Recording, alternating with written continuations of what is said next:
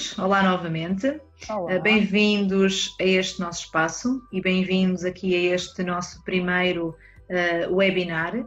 Nós vamos conversar acerca da perturbação do espectro do autismo, tal como tínhamos referido num direto anterior, em que iríamos deixar aqui alguma informação fidedigna, portanto, por escrito, e que pudessem consultar e rever de forma fácil.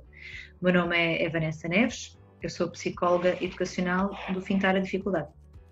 Eu sou Ruth Miruto, sou terapeuta da fala do Fintar a Dificuldade e aqui quase que posso falar pelas duas. Temos trabalhado nos últimos anos com crianças e jovens com dificuldades de aprendizagem, com necessidades educativas especiais e pronto, e este tema surge muito também pelo nosso dia-a-dia e por muitos pedidos que temos tido, tal como já tínhamos referido no direto que fizemos na semana passada. Vamos a isso.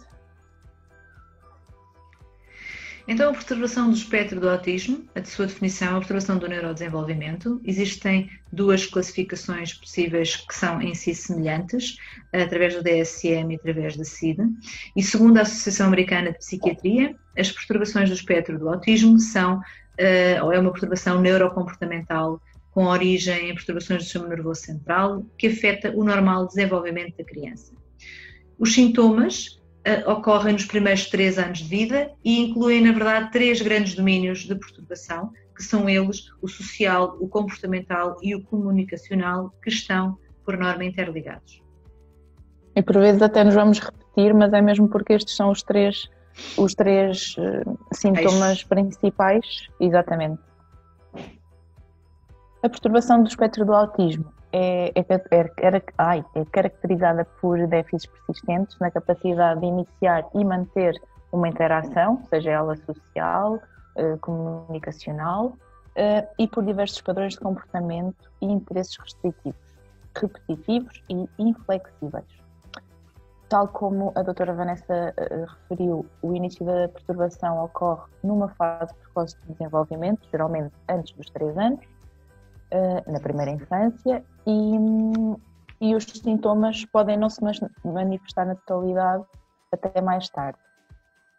Os déficits são severos, podendo causar compromisso em áreas pessoais, familiares, sociais, educacionais, ocupacionais ou até outras áreas importantes do funcionamento. E são geralmente característica generalizada do funcionamento do indivíduo, verificada em todos os ambientes, ou seja, em todos os contextos da vida daquela criança, daquele jovem, daquele adulto.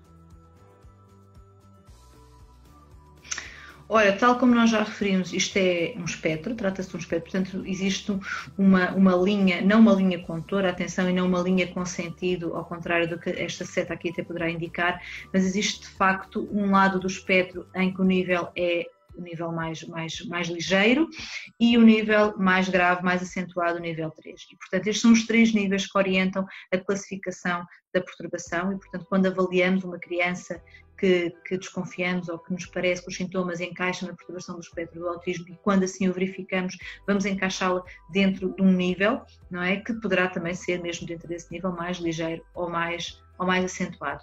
E isto está ligado precisamente com aqueles déficits que nós já referimos e que a doutora Ruth já referiu a nível da parte comunicacional e da parte social e, portanto, estes são os principais níveis avaliados. Relativamente ao diagnóstico, porque é que para nós nos faz todo o sentido ter este slide e ter esta informação? Porque é de facto o médico que faz o diagnóstico. Obviamente que necessita da colaboração de inúmeros profissionais, sejam psicólogos, terapeutas da fala, terapeutas ocupacionais e, obviamente, quem está no centro de toda a problemática, que será sempre a família e o próprio, não é? É mesmo fundamental. Os diagnósticos são válidos e confiáveis quando baseados em múltiplas fontes de informação, incluindo observações da clínica, história, do cuidador, do próprio. Quanto mais informações tivermos e quanto mais informações o médico conseguir aglomerar, melhor será o diagnóstico e mais completo. Exatamente, e também completando aqui no que a doutora Ruth disse, podes deixar nesse slide na mesma, não há problema, completando de facto, independentemente de cada um dos técnicos, cada um dos profissionais que estejam habitualmente ou que estejam habituados a intervir com esta problemática e consigam de forma muito rápida, muitas vezes, identificar as características e a perturbação em si, na verdade é importante que haja aqui uma equipa multidisciplinar e muitas fontes de informação distintas para se poder chegar ao diagnóstico claro, até porque este vai influenciar posteriormente na intervenção. Relativamente às características, as características essenciais existem 4 características essenciais para se diagnosticar a perturbação do espectro do autismo, ou uma perturbação do espectro do autismo. Tal como já referimos ambas, existem 2 critérios principais que estão presentes e que são aqueles que nós observamos imediatamente e que têm a ver com o compromisso persistente na comunicação social recíproca e na interação social, e nos padrões restritos e repetitivos de comportamento, interesse ou atividades, e responde a este critério B. Estes 2 critérios têm que estar presentes desde o início da infância, e daí nós falamos nesta fase precoce, e têm que prejudicar o funcionamento diário da criança ou do jovem.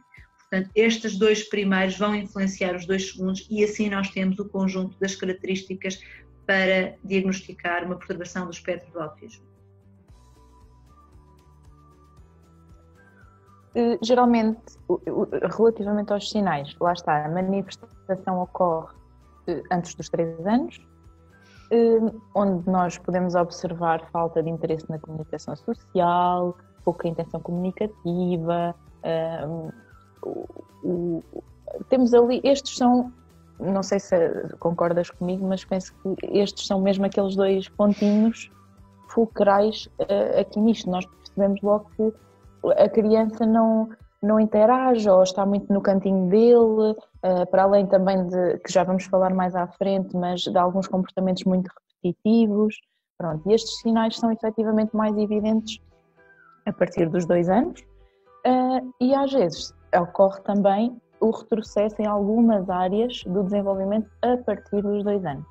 Portanto, às vezes parece que a criança se está a desenvolver normalmente e a partir dos 2 anos começa ali a deixar já alguns pontos de interrogação.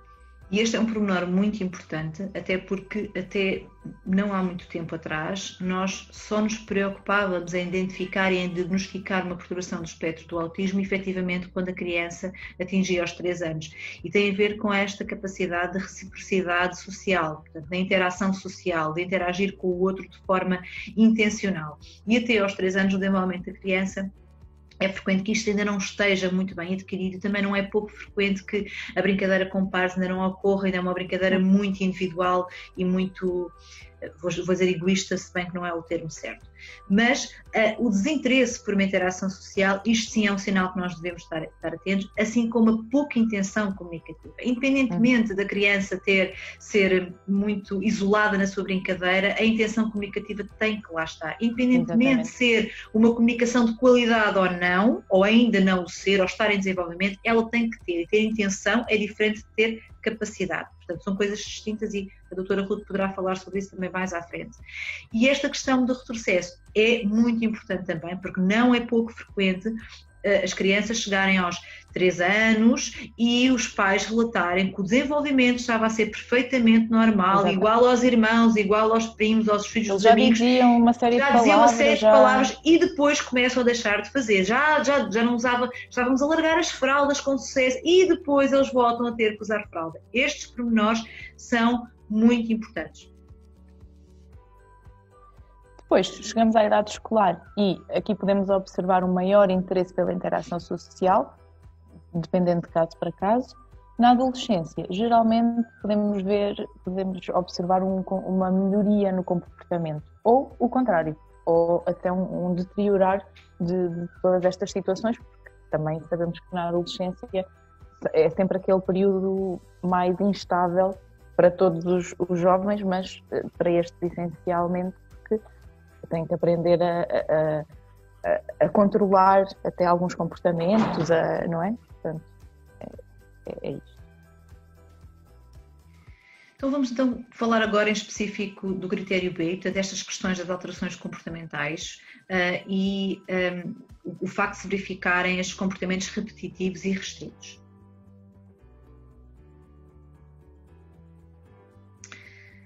Existe claramente um comprometimento na relação socioemocional e, portanto, este é um dos primeiros sinais que nós devemos estar alerta.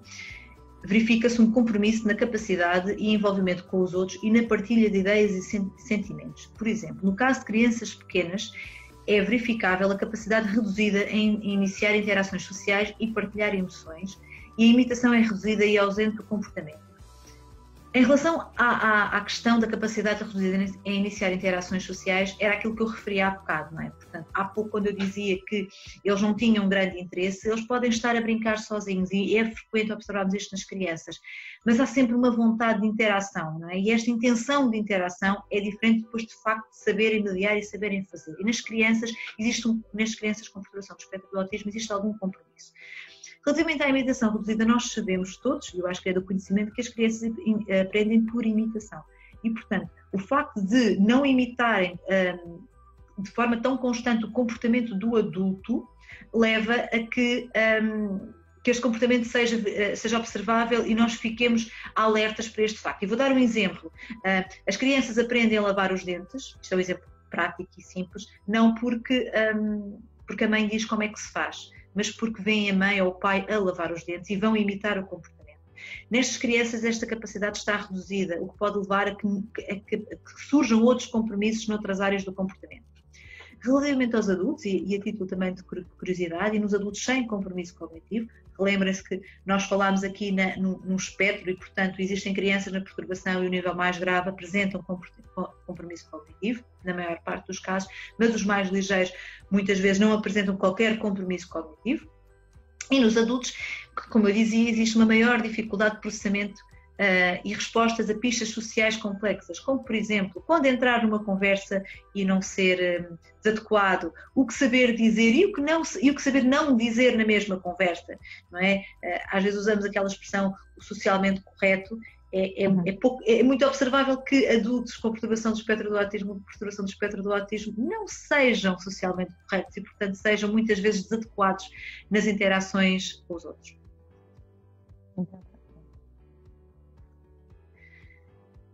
É também observável nas crianças uma dificuldade no jogo social e simbólico. Eu há pouco falava, como por exemplo, vou dar já aqui alguns exemplos, brincar a fingir, e mais tarde existe uma enorme insistência em brincar seguindo regras muito rígidas. Eu há pouco dei o exemplo de lavar os dentes, mas isto serve com qualquer brincadeira. Por exemplo, o brincar de faz de conta de embalar a boneca, ou de alimentar a boneca, ou de brincar na cozinha ao faz de conta. Estas crianças têm dificuldade em inventar uma brincadeira, porque não é real, e, portanto o jogo simbólico é-lhes muito difícil.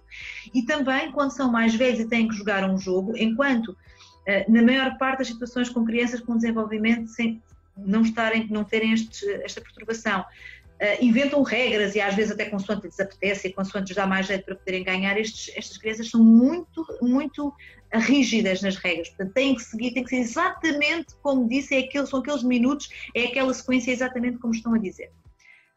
Pode também existir uma aparente, tem que ser assim, pode também existir uma aparente preferência por atividades solitárias e, portanto, são crianças que brincam muitas vezes sozinhas, ou então as interações preferenciais são com pessoas muito mais jovens ou muito mais velhas. E também é frequente o desejo de estabelecer amizades sem uma ideia complexa ou realista do que isso significa. Por exemplo, eles acham que são muito amigos do tal colega, mas o colega nem sabe bem quem eles são, mas eles são muito amigos. Ou então, apesar de ser frequente nós escolhermos amizades que nos fazem sentido, não é? Portanto, pessoas com as quais nos identificamos, a verdade é que para a maior parte, seja dos grupos de pais de crianças ou de adultos, os grupos de amizades são heterogéneos, há interesses distintos. E estas crianças têm tendência em basear as suas amizades nos seus interesses específicos, portanto, tem que ser exatamente o mesmo interesse.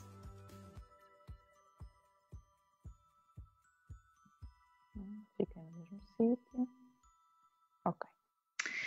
Relativamente a esta questão dos padrões restritos e repetitivos, as crianças apresentam, por norma, comportamentos estereotipados ou repetitivos, aliás, é um dos sintomas que nós observamos, não é? Sejam eles assim o abanar as mãos, os dedos, usar repetitivamente os objetos, como rodar, girar as rodas dos carros ou pôr os carros todos em fileiras e fazer o uso da fala repetitiva, mas aqui a doutora Ruth irá falar em relação a esta questão da comunicação através da fala. Portanto, estes padrões são observáveis nestas crianças com esta perturbação. Também existe uma adesão excessiva a rotinas e padrões restritos de comportamento, que podem ser manifestados por resistência a mudanças, como por exemplo, quando um sofrimento, e às vezes é forte, não é só relativa, mudanças aparentemente pequenas, como mudou a cor da embalagem dos cereais que ele comia, e portanto aquilo vai destruturá-lo e ele não vai querer comer aqueles cereais porque são diferentes. Ou a hora de levantar, a hora de sair de casa tem que ser exatamente aquela, independentemente de hoje entrar mais tarde para a escola. Portanto, tem que ser exatamente, portanto, rotinas e padrões muito, muito estanques e muito restritos. E também é frequente haver interesses limitados e fixo, como por exemplo o interesse pela máquina de lavar roupa, não é? Este exemplo é muito clichê e é muitas vezes dado a criança estar a observar a máquina de lavar roupa, a lavar ali, a girar, e eles conseguem passar o tempo todo da lavagem a olhar. Lá está, entra neste movimento repetitivo. Exatamente. E capta a atenção deles. Ou aspiradores, ou um prato a girar, portanto, estes movimentos repetitivos que lhes captam a atenção e que eles são capazes de passar imenso tempo naquela atividade. Também é frequente, se não sempre, haver uma hiper ou hiporreatividade a estímulos sensoriais, e isto manifesta-se de uma forma extremada a sons, texturas específicas, como por exemplo cheirar ou tocar objetos de forma excessiva, e isto verifica-se não só com objetos, como com pessoas também, mas muitas vezes com objetos é frequente nós darmos um lápis e ele cheirá-lo ou lambê-lo. Portanto, há uma reação exacerbada no toque, não é? E uma obsessão exacerbada. Também é frequente observar a obsessão por luz ou objetos giratórios, daí a tal questão da máquina de lavar roupa ou pratos a girar. E isto costuma prejudicar algumas restrições a nível alimentar, porque eles são extremamente... lá está, esta hiper ou hiporreatividade de estímulos faz com que não queiram comer determinado alimento, e muitas vezes não tem a ver com o sabor. Aliás, a maior parte das vezes não tem a ver com o sabor. Tem a ver com a cor do alimento, tem a ver com a forma do alimento, tem a ver com a textura do alimento, e portanto eles às vezes nem sequer o provaram, ou até provaram e gostaram, mas não conseguem, porque tem a ver com estas características do alimento em si e não o sabor, aquilo que sabe.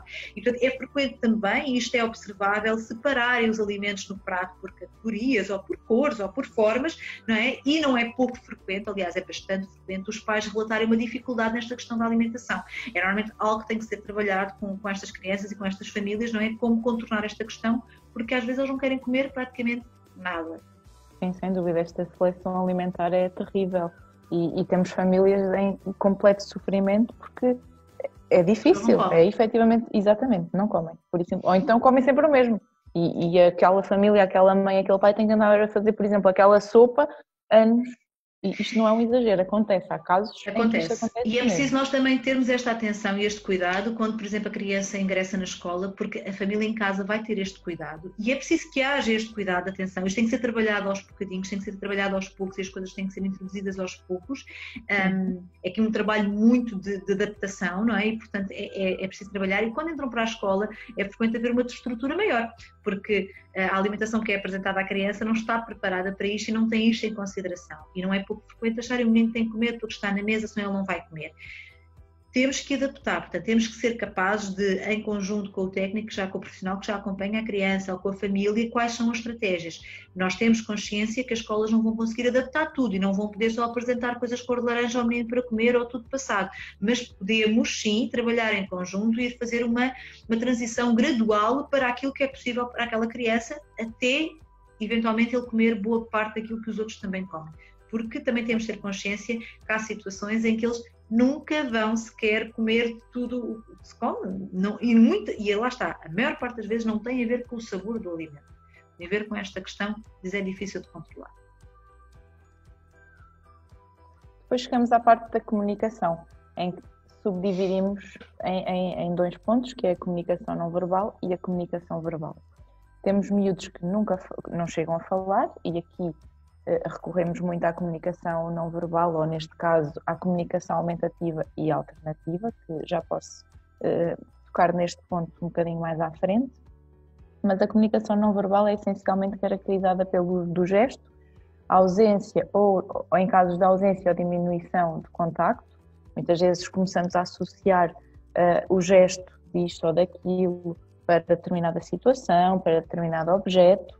É importante, a meu ver, que o gesto seja generalizado e que todos utilizem o gesto para, por exemplo, combinarmos com aquela família utilizar este gesto para esta situação. Ok, então na escola damos esta informação, nos técnicos que trabalham que acompanham esta criança, damos esta informação e fazemos assim um trabalho conjunto para também não é não destruturar, está-me a faltar o termo, para não complicarmos e para a criança entender, não é? Para haver alguma consistência. Exatamente, é isso mesmo.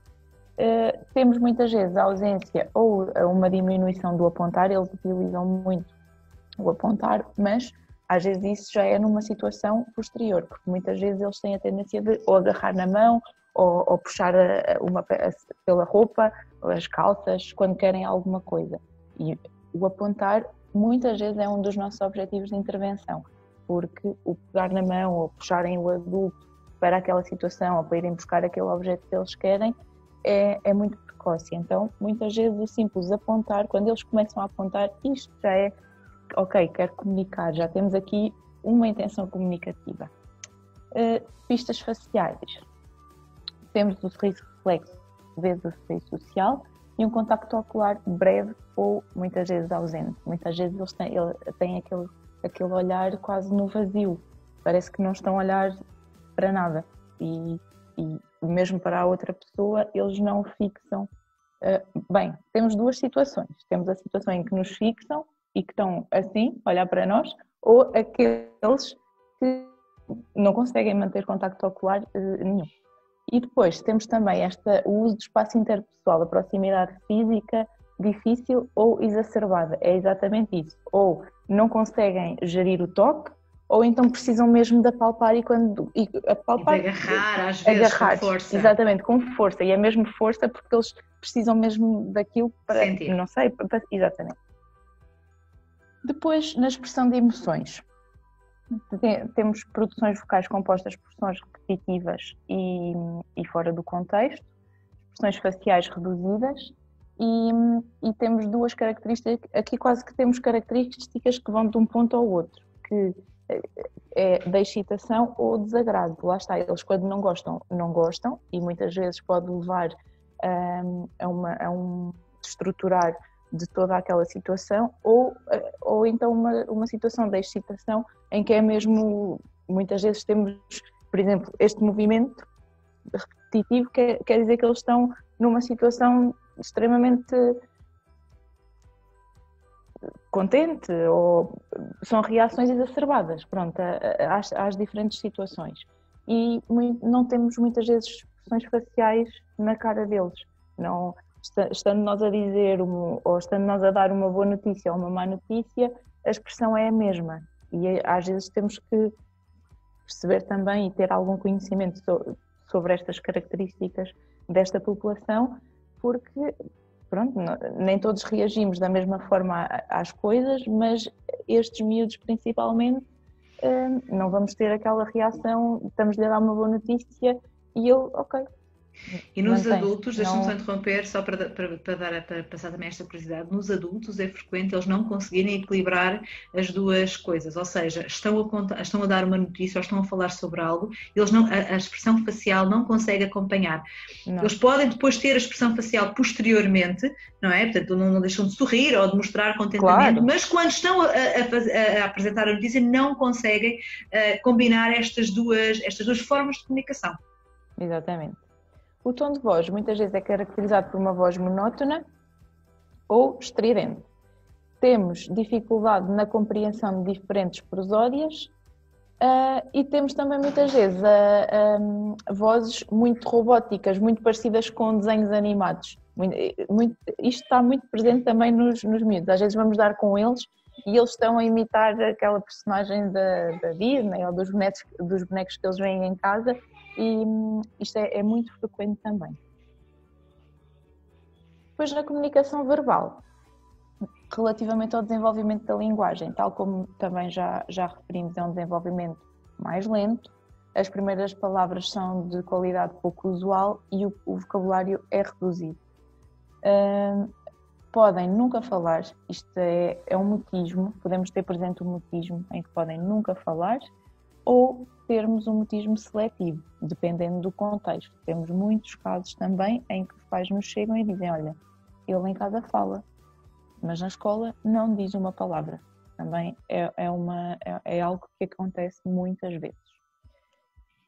E também, como já referimos, pode haver, não quer dizer que haja, mas pode haver uma perda precoce de linguagem, que pode desaparecer por completo ou estagnar, ou seja, eles desenvolveram aquele leque de vocabulário até àquela altura e a partir dali podem não desenvolver, não continuar a desenvolver, podem perder algumas das palavras que já adquiriram ou podem nunca adquirir, nos casos que não temos comunicação verbal, não os ouvimos mesmo a comunicar.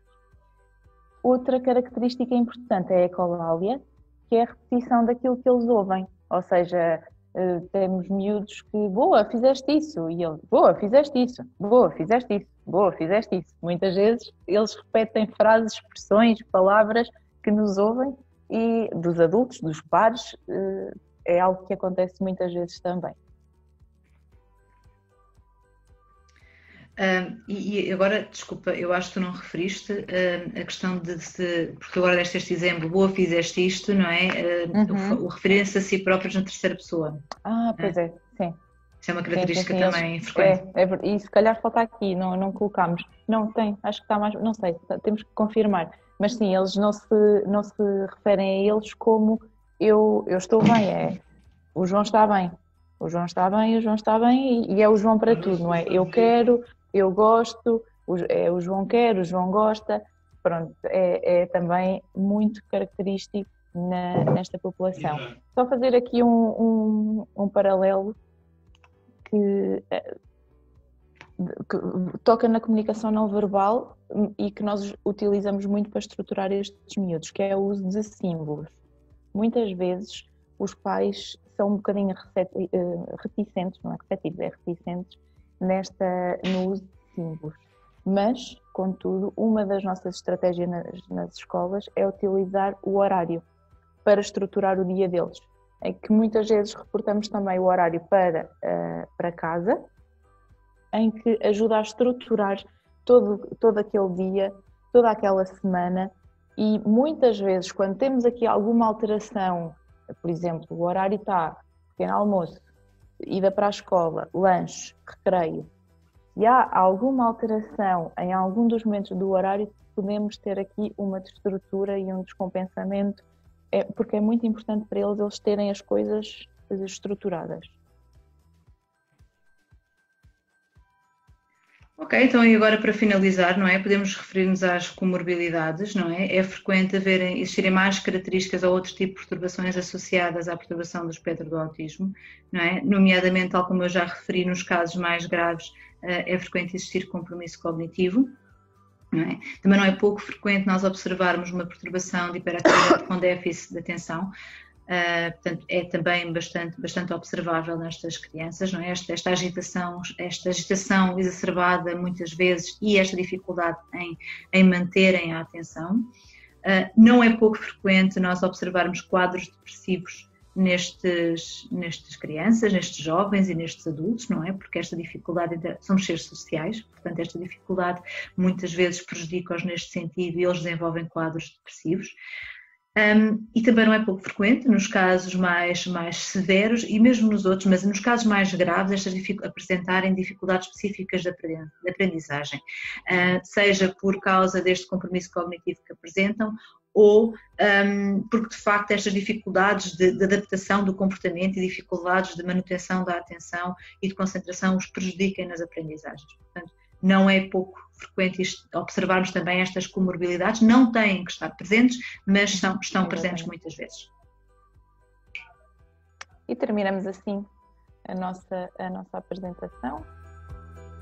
Certamente iremos voltar a falar deste tema e de estratégias, de algumas atividades ou até organização de horário, exemplos de casos que já tínhamos tido, às vezes pode ser uma ajuda para as famílias que nos acompanham. Muito obrigada a todos, espero que tenha sido útil. Obrigada. Obrigada.